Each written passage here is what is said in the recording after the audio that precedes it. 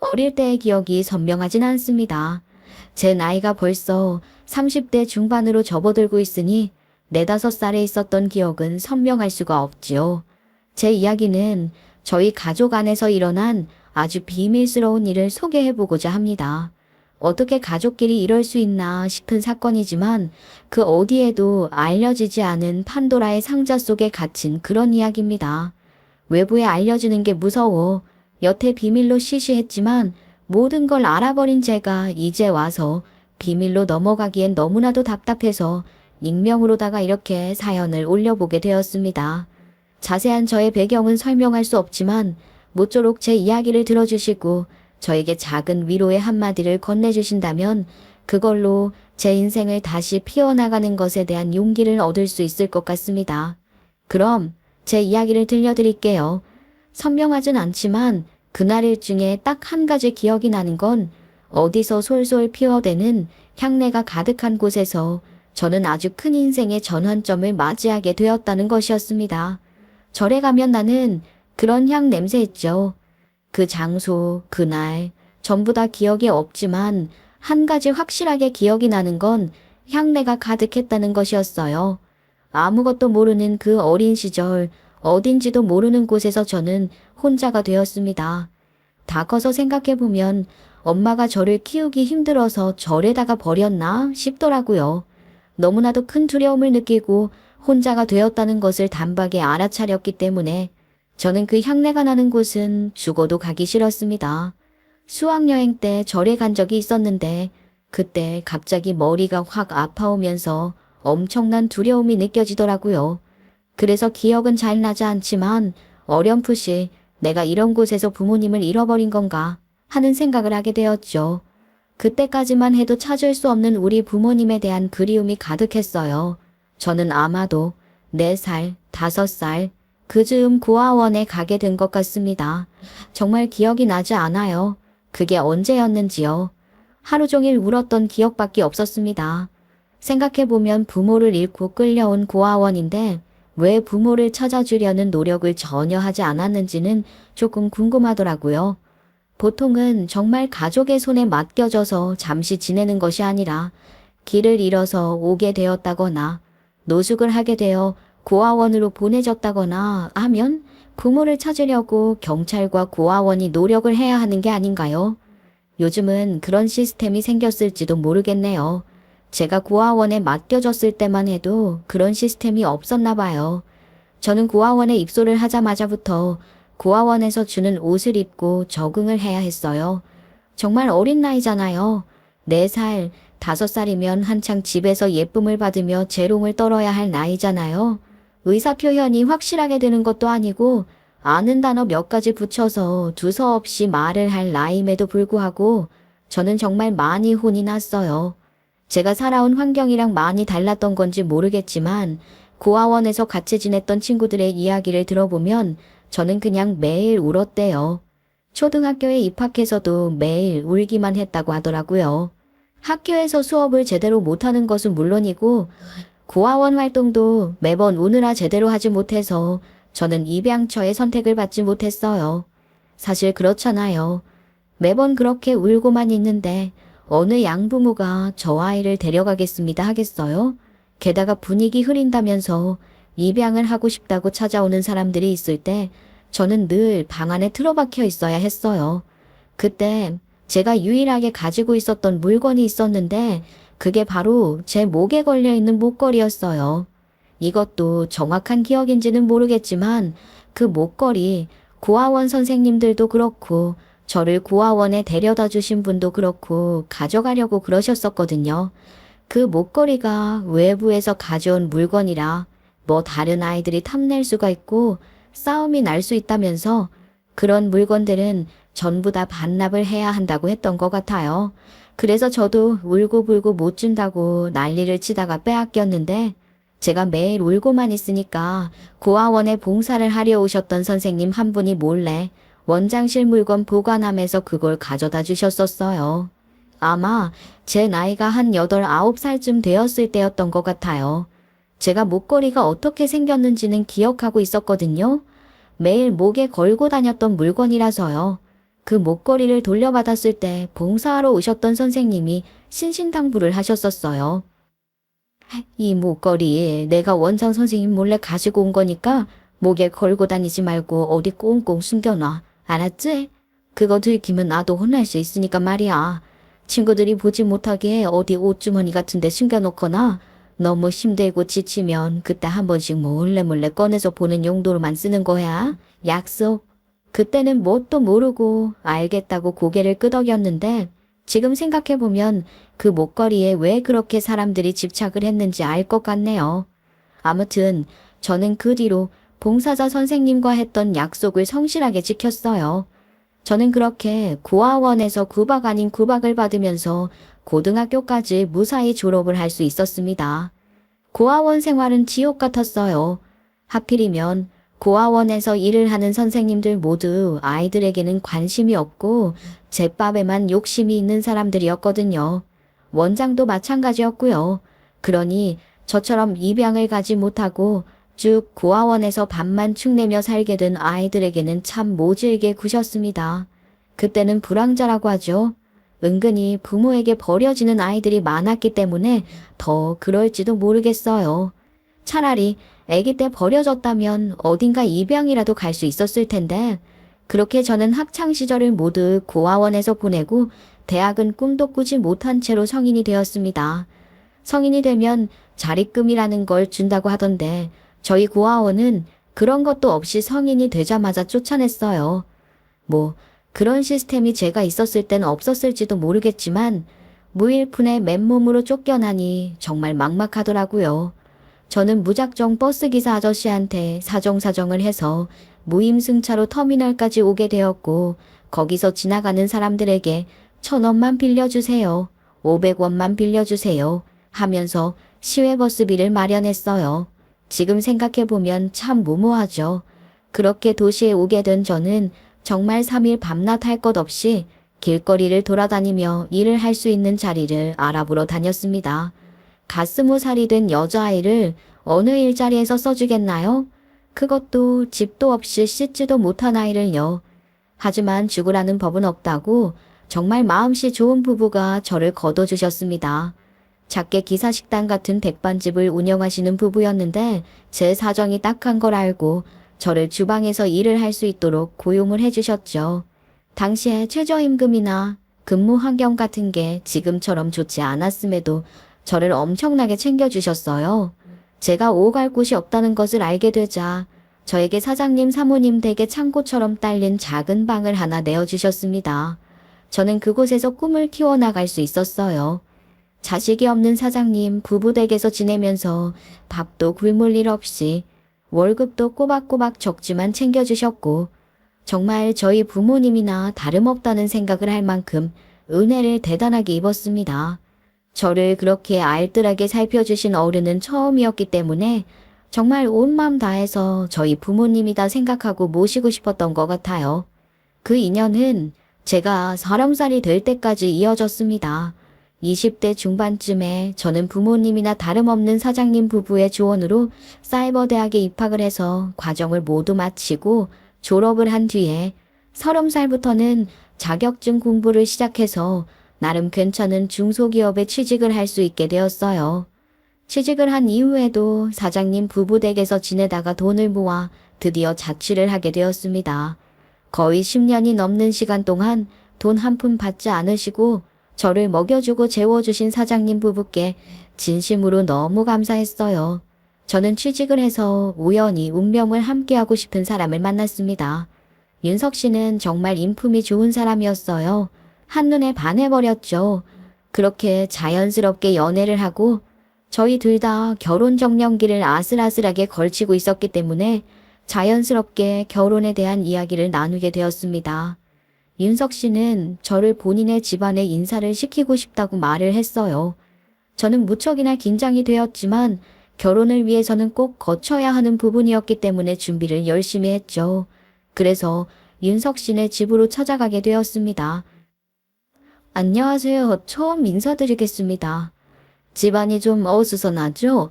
아유, 우리 딸내 부부가 글쎄 아이를 맡겨놓고 여행을 가서 말이야. 내가 원래도 우리 손녀를 잘 돌봐주거든. 신경이 조금 쓰이긴 하겠지만 워낙 얌전한 아이라 대화 나누는 데는 문제 없을 거야. 내가 손녀딸 봐줘야 해서 집으로 불렀는데 괜찮죠? 애가 낮잠 잘 시간이라서 좀 칭얼거리네. 아이, 그럼요. 저도 아이들 좋아하거든요. 어머님, 힘드시면 제가 놀아주면 되겠는걸요?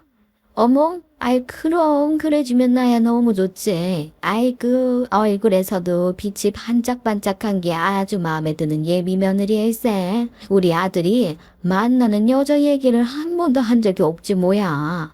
그래서 연애 한번 못해본 모태솔로인지 뭔지인 줄 알았더니, 아유, 오죽하면 내가 막내 아들 먼저 장가를 보냈겠어? 얘 막내야, 와서 예비 형님한테 인사드려야지. 안녕하세요. 이렇게 만나 뵙게 되어서 정말 기뻐요. 아주버님이 언제 장가가나 저희 가족 모두 다 기다려왔거든요. 저희가 먼저 선수 쳐서 결혼을 하는 바람에 제가 좀 마음이 불편했었는데 이렇게 아름다우신 형님을 뵐 수 있게 되어서 참 좋네요. 아, 그렇게 칭찬을 해주시니까 제가 몸둘 바를 모르겠는걸요? 한대해 주셔서 정말 감사합니다. 온 가족이 웃으면서 저를 반겨주시는데 정말 어쩔 줄 모르겠더라고요.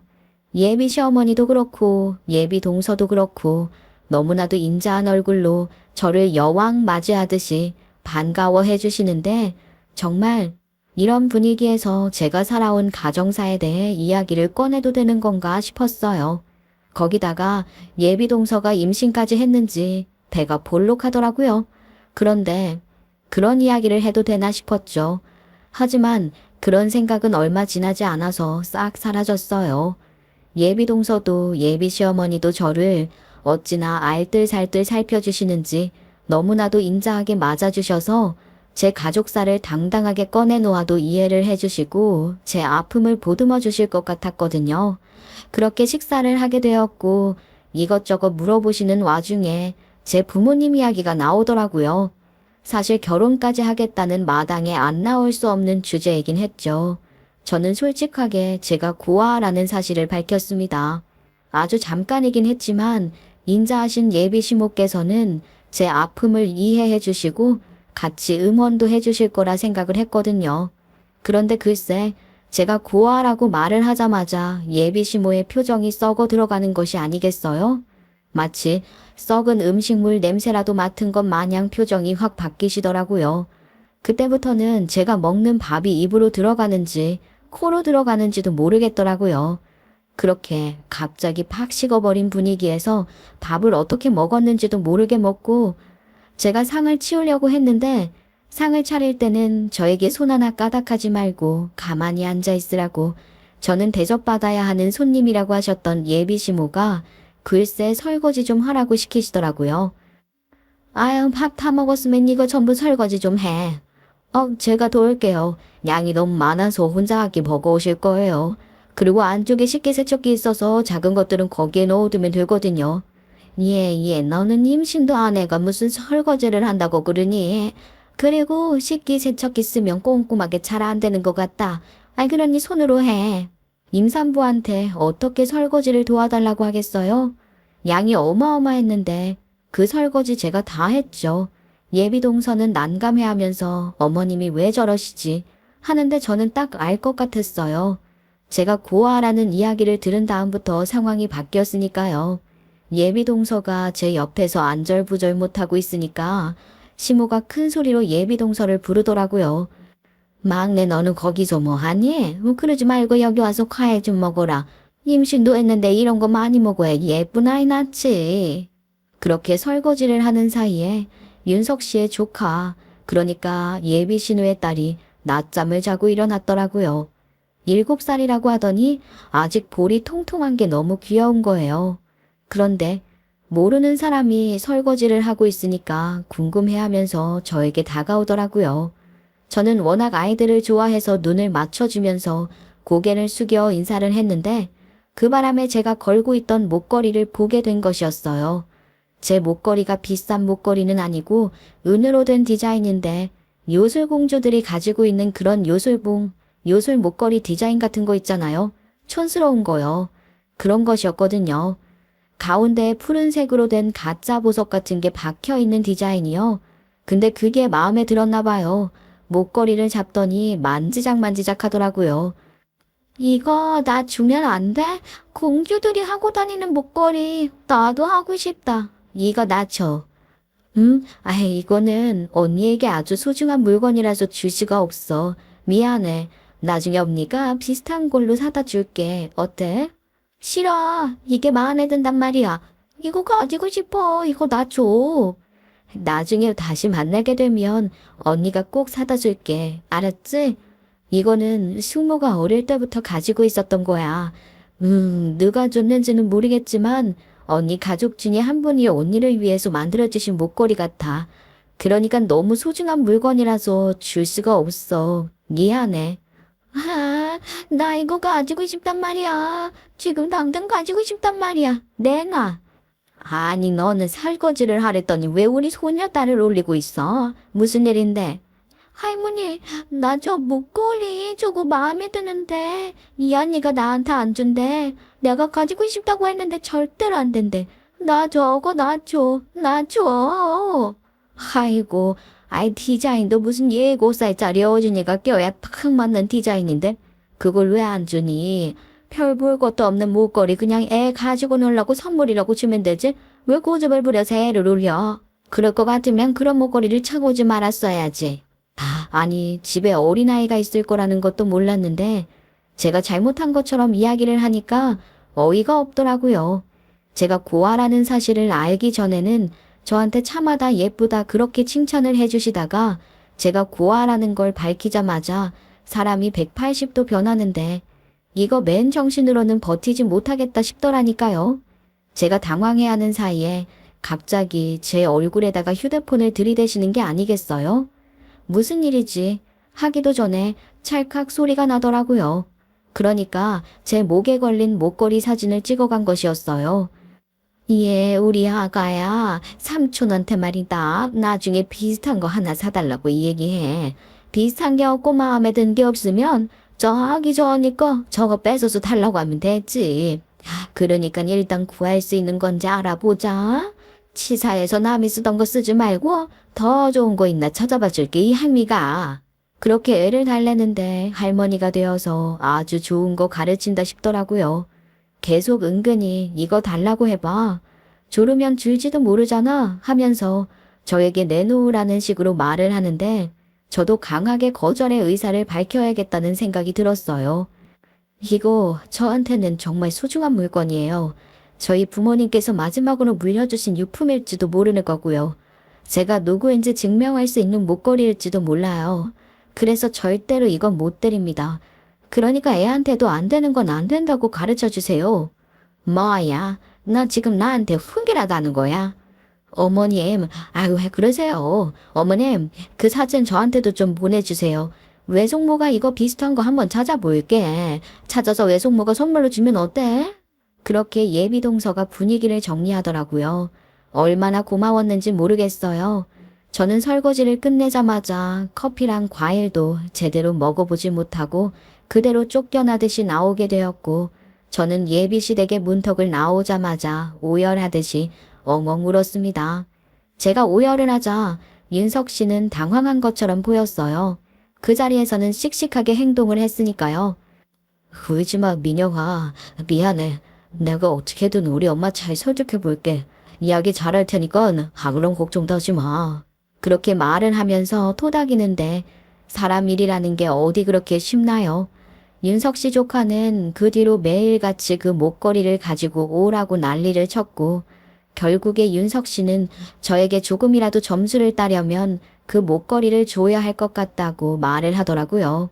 저는 처음에 죽어도 싫다고 했지만 윤석 씨가 저에게 결혼 안 하고 싶냐고 결혼할 거면 그 목걸이라도 조카에게 쥐어줘서 점수를 따자고 설득을 해서 어쩔 수 없이 조카에게 목걸이를 넘겨주고 말았습니다.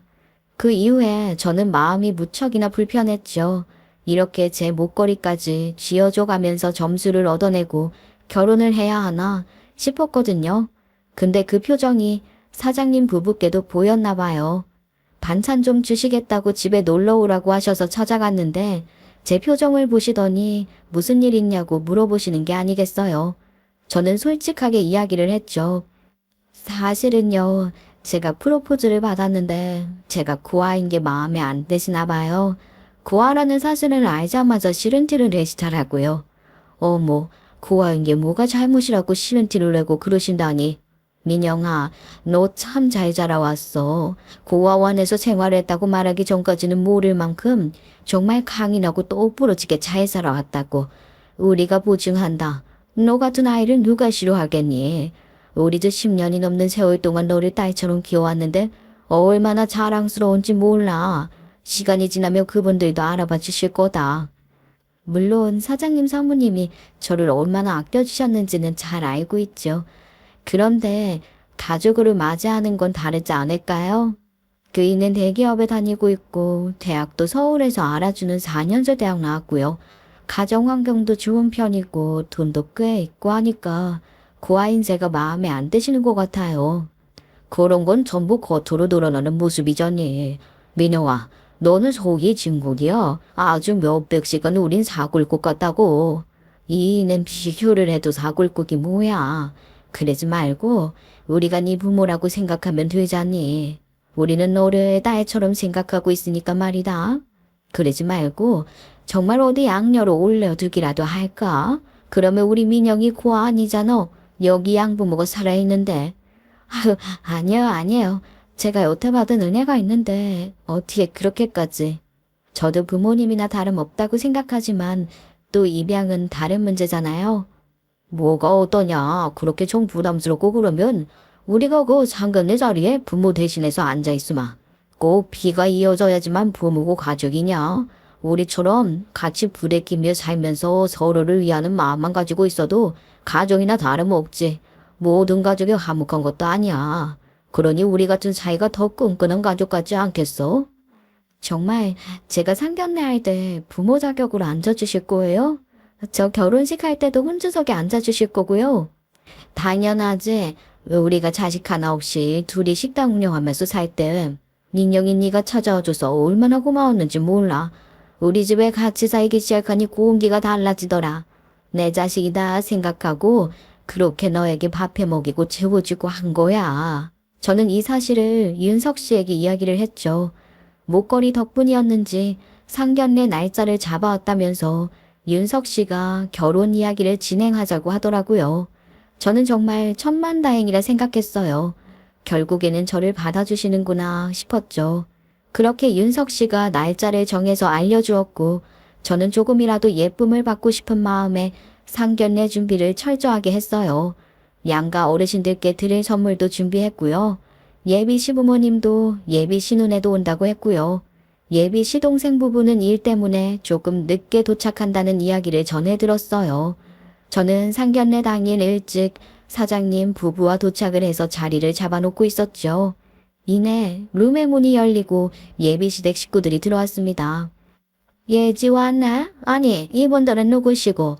자리에 이건 다 뭐니? 이게 무슨 상자야? 뭔지 뻔히 보이는데도 괜히 심술궂은 목소리로 물어보시더라고요. 저는 일부러 더 밝은 척하면서 말을 했어요.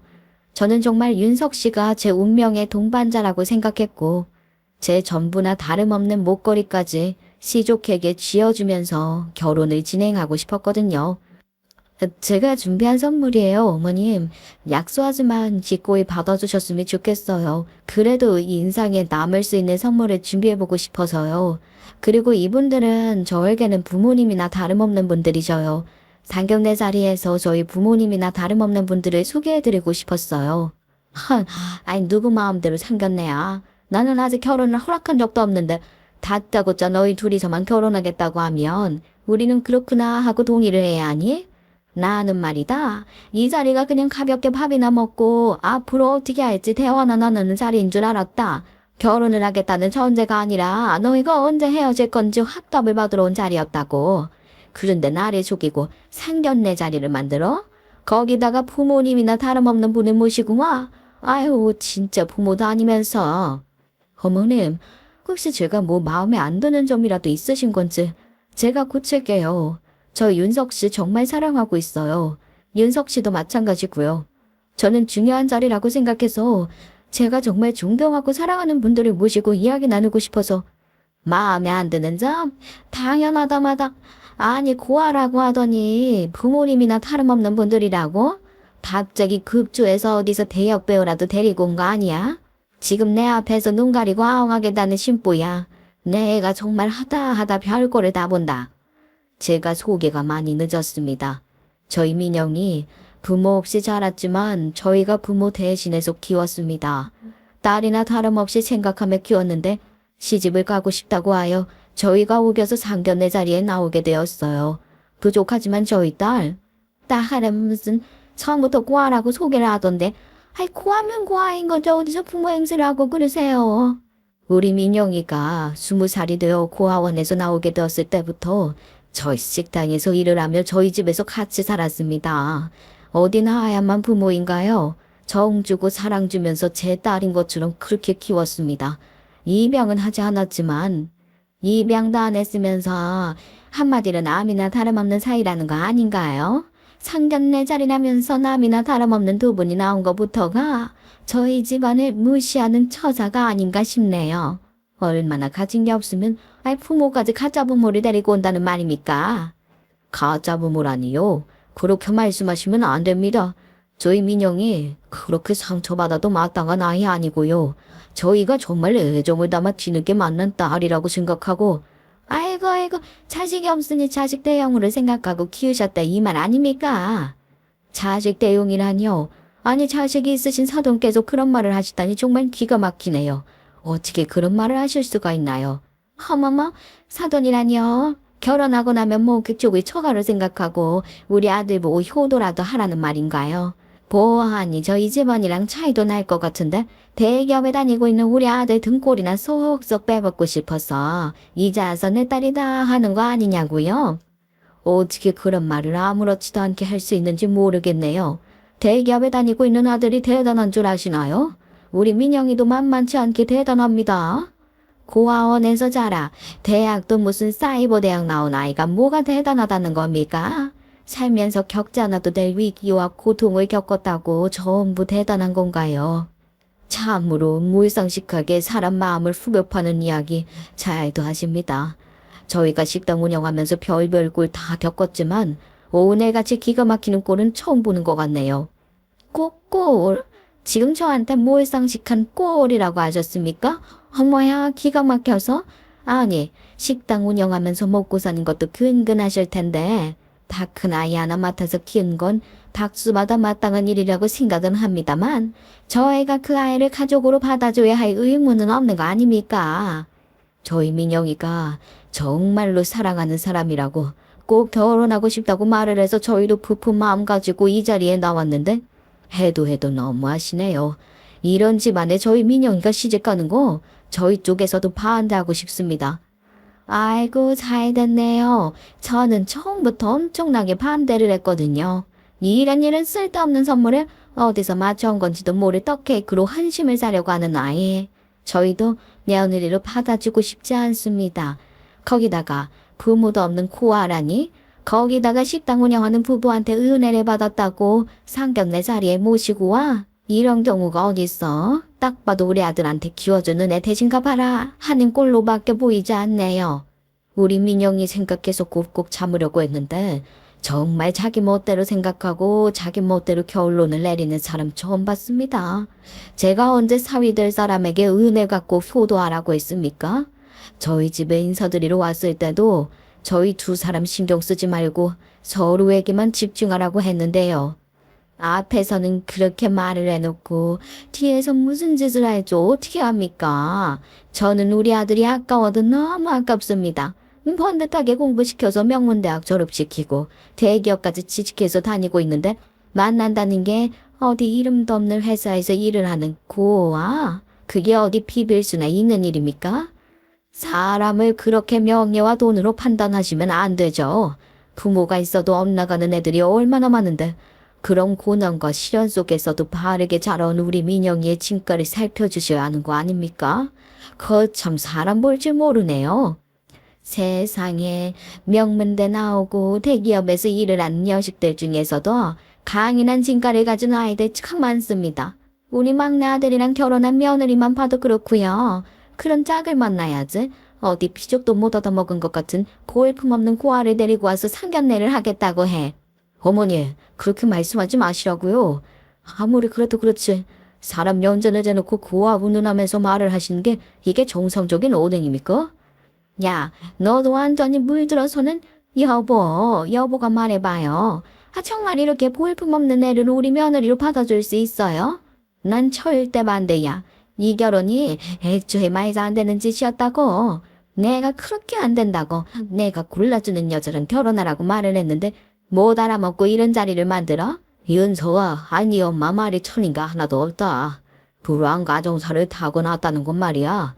그만큼 인생이 드세다는 거 아니겠어? 너도 말이야 정신 차려. 아버지까지 왜 이러세요 정말.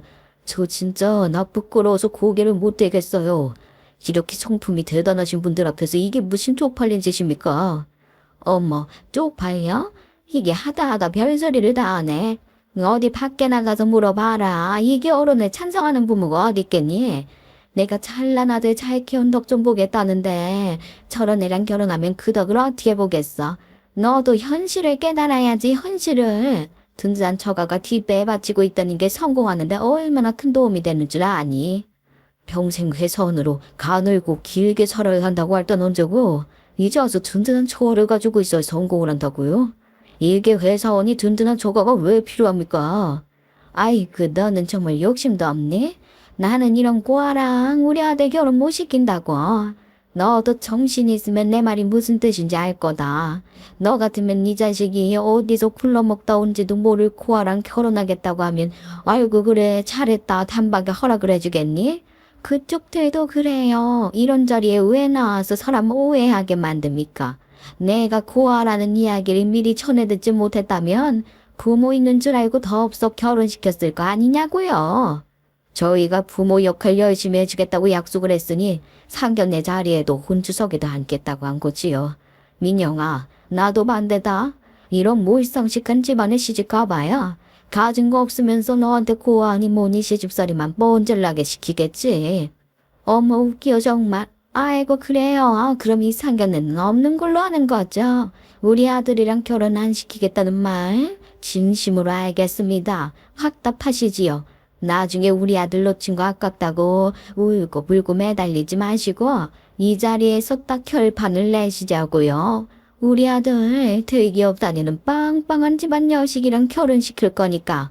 그래요. 민영아, 내 말 들어. 지금이야 마음 정리한다고 속상할지 몰라도 멀리 내다보면 이런 집안에 들어가서 평생 고생하는 것보다 지금 잠깐 힘든 게 훨씬 낫다. 참나, 사람을 무시해도 유분수지. 사람 자체를 볼 생각은 안 하고 어디 배경만 보고 따지고 들어. 안 돼. 나도 반대야. 저는 정말 머리가 터지는 줄 알았어요. 결혼까지 약속했는데 양가의 반대로 헤어져야 한다는 게 정말 뭐가 정답인지 모르겠더라고요. 마음 같아서는 당장 사장님 부부의 손을 잡고 일어서는 게 맞는데 윤석 씨의 눈을 바라보자니 엉덩이가 의자에서 떨어지지가 않더라고요. 내가 왜 저런 아이를 며느리로 받아야 하니? 뭐 잘난 거 하나도 없는데. 윤서가 이 자리 불편하니까 일어나자. 그렇게 예비 시모가 일어나려고 하는데 문이 벌컥 열리더니만 갑자기 임신을 한 예비 동서가 조심성도 없이 뛰어온 것처럼 헉헉거리면서 숨을 고르는 게 아니겠어요? 그 자리에 있던 사람들 전부 다 예비 동서에게 시선이 쏠렸죠. 형님, 혹시 그 목걸이 저희 시조카에게 준 그 목걸이 있잖아요. 누구한테 받았는지 기억 안 나세요? 제가 이거를 어디서 많이 본 것 같더라 했어요.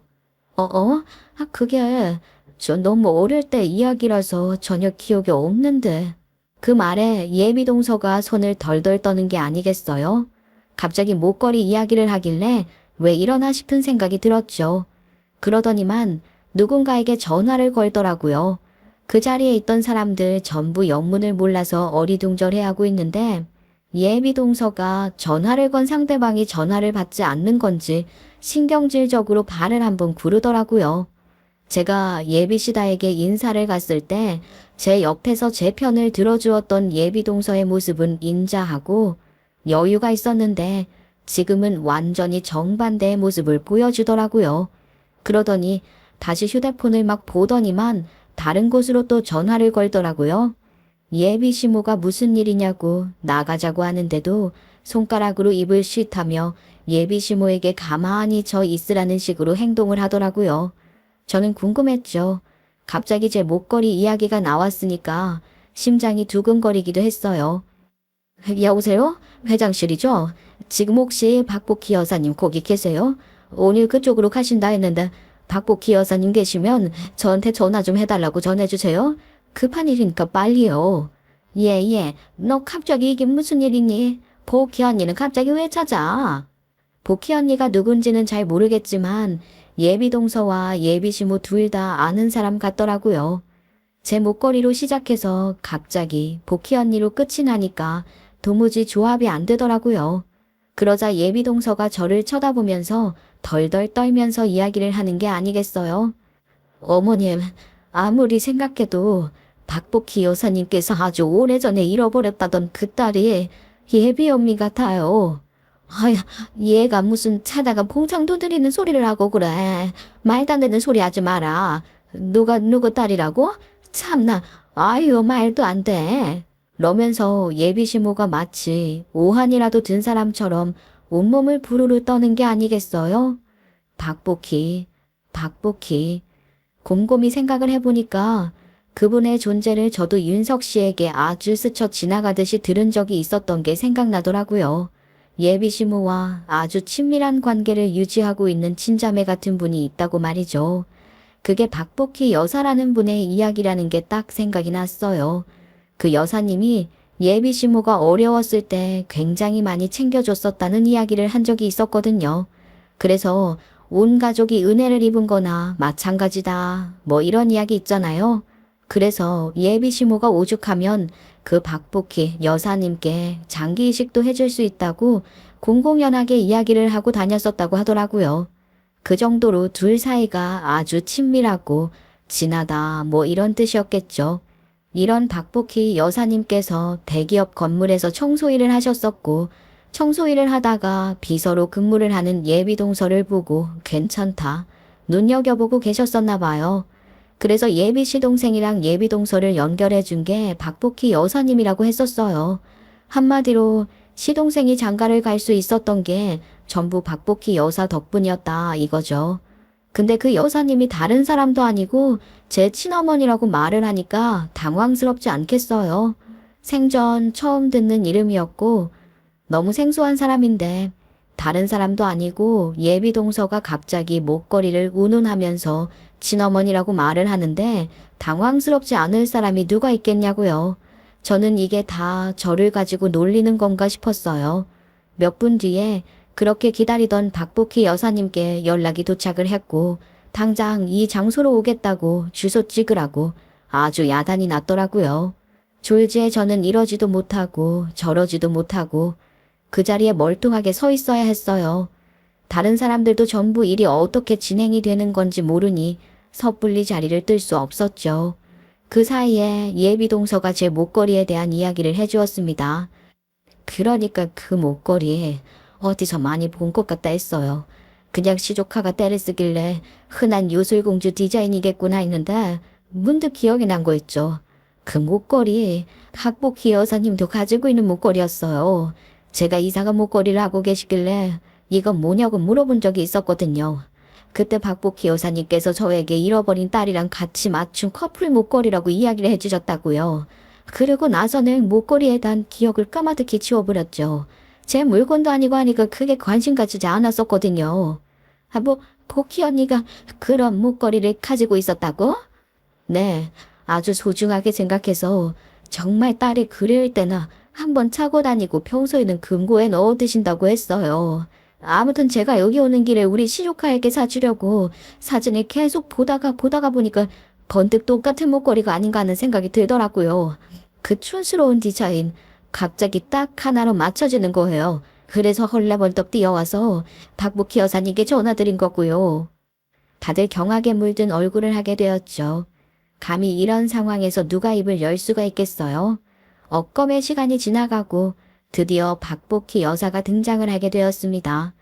그리고 나서야 왜 예비시모가 박복희 여사의 딸이 저인 것 같다는 말을 듣고 벌벌 떨게 되었는지 진실을 알게 되었죠. 사실 제가 친모인 박복희 여사를 잃어버리게 된 이유가 바로 예비시모 때문이었단 것이 밝혀졌기 때문이었어요. 박복희 여사가 등장하고 지레 겁을 먹은 시모가 덜덜 떨면서 미안하다고 저에게 이야기를 하더라고요. 제 친모인 박복화 여사가 일이 있어서 친자매처럼 지내던 예비시모에게 저를 맡겼는데 저를 데리고 장을 보러 간다며 시장에 갔다가 글쎄 저를 놓치고 만 것입니다. 그 바람에 저는 인파에 휩쓸려 이리저리 길을 찾다 영영 길을 잃어버리게 된 것이었어요. 어떠한 과정이 있었는지 잘 기억은 나지 않지만 제가 맡았던 그 향내가 시장 생선가게에서 날파리들을 쫓겠다고 피웠던 향내인가 보더라고요. 저는 이리저리 여러 사람의 손을 걸쳐 결국 고아원까지 가게 되었던 것입니다. 그 어린아이가 뭘 알아서 제가 사는 집을 찾아갈 수 있었겠어요. 그런데 글쎄 그 당시에 죽을 죄를 지었다며 빌고 또 비는 예비시모에게 박복희 여사는 본인 탓을 했다고 하더라고요. 자기가 일이 바빠 아이를 제대로 돌보지 못해서 결국 떠난 것이라면서요. 아이고 여기서 이렇게 내가 죽을 죄를 지었다. 내 평생 가슴속 깊이 안으로 남아서 죽을 때까지 속죄하고 살아야지 했었는데 네가 여기 이렇게 해. 예비시모는 대성통곡을 하면서 발발 떨었고 자기 죄를 제 앞에서 고하는데 그 모습이 또 이상하게 시큰거리더라고요. 예비시모가 그 어린 시절의 제 얼굴과 지금의 제 얼굴을 매칭하지 못하는 것도 어느 정도는 이해가 갔어요. 제가 사실 미용 목적이라서가 아니라 속눈썹이 하도 눈을 찔러서 쌍꺼풀 수술을 했거든요.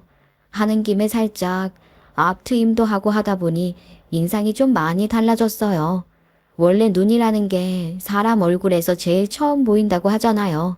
거기다가 예비시모는 저와 박복희 여사가 커플로 맞추었던 그 목걸이에 대한 존재도 모르고 있었으니까 당연히 못 알아볼 수밖에 없었겠죠.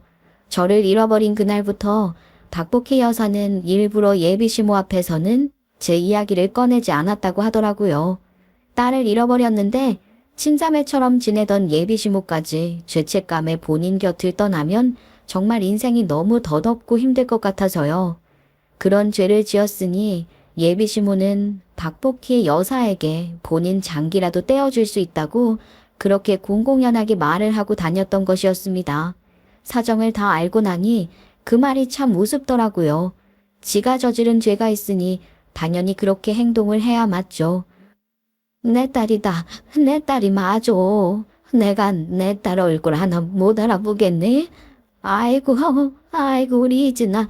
우리 희진이 도대체 어디다 왜 이제 나타난 거야? 우리 희진이. 정말 여사님이 우리 엄마가 맞다고요? 정말로요? 이 목걸이 봐라, 이 목걸이. 네가 가지고 있던 그 목걸이랑 같은 모양 아니야. 희진아, 내가 너를 가슴에 묻어두고 평생을 그렇게 살았는데 희진을 이렇게 되찾았어. 딱 보니 내 딸이다. 그냥 봐도 내 딸이야. 박복희 여사, 아니 친모가 내민 목걸이는 정말 제가 가지고 있던 그 목걸이와 똑같은 모양이었어요. 자세히 보니 쌍꺼풀 수술을 하기 전 제 모습과 너무나도 닮아 있더라고요. 민영아, 막내 맞아. 네 예전 얼굴이랑 똑 닮으셨어. 민영아 어쩌면 좋으니 그렇게 애달프게 찾던 네 어머니를 찾았다. 아이고 내 딸, 아이고 내 딸 이진이. 그래, 여태껏 민영이라는 이름으로 살았느냐? 아이고, 하느님 부처님 감사합니다. 내 딸 이렇게 찾게 해주셔서 감사합니다. 저를 첫눈에 알아본 친모는 제가 무조건 딸이 맞다고 했고 혹시 몰라 예비동서의 제안으로 친자검사까지 하게 되었는데 99% 일치하다는 소견을 받게 되었어요. 그 소견서를 받았을 때 저와 친모는 물론이고 저를 딸처럼 키워주신 사장님 부부도 진득한 눈물을 흘리셨습니다. 저는 정말 제 인생이 믿어지지가 않았어요. 어떻게 이런 일이 있을 수가 있냔 말입니다. 세상에 태어나서 별의별 일을 다 겪는다고 하지만 이렇게 말도 안 되는 일이 저에게 벌어지다니, 이렇게 친모를 찾게 되다니. 저는 자취방을 정리하고 친모가 살고 있는 집으로 이사를 하게 되었습니다. 처음에는 정말 무슨 말을 꺼내야 할지 모르겠어서 어색했는데 핏줄은 핏줄이라고 식성이 참 비슷하더라고요. 제가 석박지를 참 좋아하는데, 좋아한다고 말을 한 적도 없는데 매번 그렇게 석박지가 식탁 위에 올라오는 겁니다. 그때 피는 물보다 진하다는 것을 깨닫게 되었어요. 두런두런 집에서 같이 시간을 보내며 추억 이야기도 하고, 제가 고아원에 들어가기 전까지 친모와 함께 찍었던 사진들도 구경하고, 그리고 살아온 이야기를 하면서 얼마나 많은 눈물을 흘렸는지 모르겠어요. 저는 정말 친모를 찾은 것에 제 평생 운을 다 쏟아부었다고 해도 과언이 아니다 하고 생각했습니다. 너무나도 감사한 인생이 아닐 수 없었어요. 예비동서에게는 정말로 어떻게 보답을 해도 모자라다는 생각만 들었죠. 예비동서는 제가 정말 평생을 잘 챙겨주리라 마음을 먹었습니다. 제 주변에서 갑작스럽게 일어난 일들을 받아들이는데 시간이 조금 필요하긴 했지만, 친모를 찾았다는 생각에 그 불안정했던 모든 것들은 빠르게 안정을 찾을 수 있었어요. 윤석 씨 또한 제가 친모와 보내는 시간을 응원해 주었고, 저희 친모와 셋이 만나 식사를 하기도 했고요. 예비 시모는 본인의 잘못을 뉘우치며 저와 친모의 집에 찾아와 바짝 엎드려서 빌었어요. 저에게 그렇게 고하라면서 고개 빳빳이 세우고 몰았을 땐 언제고, 저희 집까지 찾아와 이렇게 사과를 할 줄은 상상도 못했습니다. 포키 언니, 그리고 신진아, 내가 정말 미안해. 정말 또 모녀에게 씻을 수 없는 상처를 주었어. 내 실수야. 내가 잘못했어. 내가 그날 창을 보러 가는 게 아니었는데 이 어린아이를 데리고 그렇게 부주의하게 굴었으면 안 되는 거였는데, 희진을 잃어버린 뒤에 바로 찾으려고 어떻게든 숨을 써야 했는데, 나도 희진이를 잃어버렸다는 것에 덜컥 겁이 나서 언니에게 어떻게 말을 해야 하나 편명거리부터 생각하느라. 미안해. 내가 잘못했어. 내가 어떻게 해야 이 죄를 씻어낼 수 있을까? 정말 잘못했어. 정말 너무하세요. 저한테 고하라고 급이 안 맞는다고 하시면서 저를 보듬어주신 사장님 부부께도 그런 상소를 줘놓고 이렇게 사과만 하면 끝인가요? 제가 왜 고아가 됐는데요? 왜? 제가 왜 우리 엄마 아빠랑 헤어져서 그렇게 고생을 해야 했는데요? 그게 다 어머님 때문이잖아요. 양심도 없이 여길 찾아와서 잘못했다고 울면서 빌면 끝이에요? 그래, 내가 이미 10개라도 할 말이 없지. 내 친언니 같은 복희 언니에게도 못할 짓을 했고, 정말 미안해. 내가 어떻게 사과를 해야 마음이 풀릴지 모르겠어서 이렇게 찾아와서 비는 수밖에 없겠다 싶었어. 복희 언니, 언니는 나에게 가족 이상의 사람이었어. 내 친언니 같은 사람. 언니에게 얼마나 많은 도움을 받았고 얼마나 많은 사랑을 받았어 내가. 내가 미안해. 언니, 다 내 잘못이야. 정말 미안해. 용서해줘. 엉엉 울면서 저희 친모에게도 저에게도 머리를 땅에 박으며 사과를 하는데, 우리 친모가 예비 시모를 일으켜 세우더라고요. 우리 희진이 지금이라도 찾게 되어서 참 다행이지. 안 그랬으면 평생 가슴속 깊은 곳에서 너를 원망했을지도 몰라. 그렇다고 너의 그 실수를 덮어줄 마음이 있다는 건 아니야. 단지 이렇게 우리 희진이를 되찾게 되었으니까 마음속 깊은 곳에 있는 원망은 사라지겠거니 하는 거지. 얘 형제야, 나에게 사과는 안 해도 된다. 우리 희진이한테 고아라고 상처 준 거, 이 어린 것이 부모도 없이 고생한 시간에 대한 위로, 그리고 우리 희진이를 딸처럼 생각해준 그 사장님 부부께 가서 진심으로 사과하렴. 예비 시모는 고개를 끄덕이며 제 앞에 다시 한번 고개를 숙이셨어요. 고아라고 무시해서 정말 미안하다. 내가 나이를 어디로 처먹은 건지 너에게 상처 주는 말만 골라서 했더라. 희진아, 너는 나를 가족으로 받아주기 어려울지 모르겠지만 나는 정말 기꺼이 너를 내 며느리로 받아들이고 싶다. 우리 아들 윤석이도 너 아니면 안 된다고 하고 나 때문에 언니와 돌아가신 형부와 떨어져 지내며 고생했던 그 시간, 앞으로 내 며느리로 들어오면 전부 다 내가 갚아 나갈게. 그러니까 제발 용서해 주렴. 그리고 예비 시모는 정말 저희 사장님 부부 댁에 가셔서도 무릎을 꿇고 사과를 하셨어요. 처음에는 죽어도 그 집에 우리 민영이 못 보낸다 하셨던 사장님 부부도 저희 친모와 이야기를 나누며 저에게 진정한 행복이 그 길에 있다면 주저하지 말고 가보라고 하시더라고요. 그리고 혈육의 끈은 끊으래야 끊을 수 없는 게 맞다며 윤석 씨를 만남으로써 엄마와 재회를 하게 되었는데 이런 인연이 어디 있냐고 하셨어요. 신기한 걸 넘어서 소름이 돋는다면서요. 또한 제가 얼마나 윤석 씨를 사랑하는지 어르신들께서는 다 알고 계셨기에 그런 말씀을 해주신 것이었어요. 윤석 씨는 그 이후에 저희 친모와도 돈독하게 지내고 사장님 부부 댁에도 가끔 선물을 들고 찾아가며 노력을 했어요. 그리고 저는 갈팡질팡한 마음을 가지고 윤석 씨와의 결혼을 조금 미루기로 했어요. 아직 어떻게 해야 할지 제 마음의 상처가 치유되지 않았기 때문이었죠. 윤석 씨는 기꺼이 그 시간을 기다려주기로 했고요. 예, 희진아, 이거 받아라. 이게 뭔데요? 웬 문서? 이거 땅 문서 아니에요, 엄마? 맞다. 내가 네 아버지 돌아가신 뒤에 혼자 일하면서 먹고 살 만큼 돈 쓰고 나머지는 모아서 사둔 땅이야. 그 땅 이제 너한테 주마. 언제고 너를 찾게 되면 너를 위해 쓰려고 사둔 땅이야. 그러니까 너 윤석이랑 결혼할 때 그때 팔아서 집도 사고 시도 올리고 해라. 제가 정말 결혼을 해도 괜찮으시겠어요?